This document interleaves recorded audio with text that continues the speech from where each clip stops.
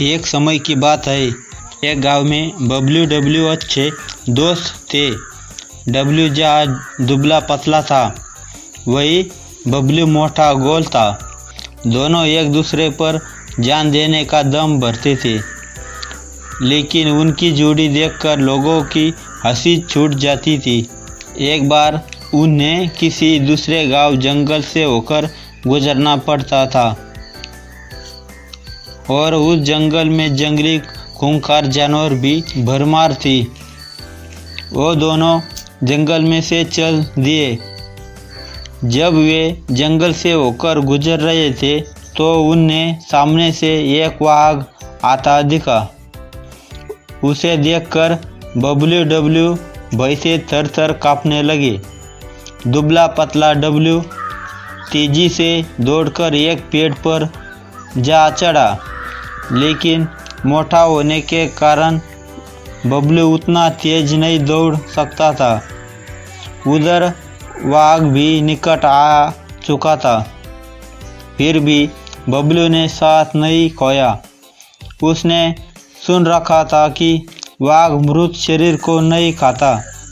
बबलू तुरंत जमीन पर लेट गया और सांस रोक ली। ऐसा अभिनय किया कि मानो शरीर में प्राण है ही नहीं। वाघ घुरघुराता हुआ बबलू के पास आया। उसने चेहरे व शरीर को सूंघा और उसे मृत समझकर आगे बढ़ गया। जब वाघ काफ़ी दूर निकल गया तो पेड़ पर बैठा हुआ डब्ल्यू पेड़ से उतरकर बबलू के पास आया और बोला, मित्र, मैंने देखा था वाघ तुमसे कुछ कह रहा था। क्या कहा उसने? बबलू ने गुस्से में भरकर जवाब दिया, मुझे मित्र कहकर मत बुलाओ। और ऐसा ही कुछ वाघ ने मुझे कहा। डब्ल्यू पर विश्वास न करना, वह तुम्हारा मित्र नहीं है। यह सुनकर डब्ल्यू शर्मिंदा हो गया। उसे समझ गया कि उससे कितनी भारी भूल हो गई थी।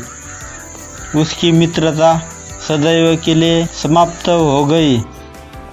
शिक्षा: सच्चा मित्र वही है जो संकट के काम आए।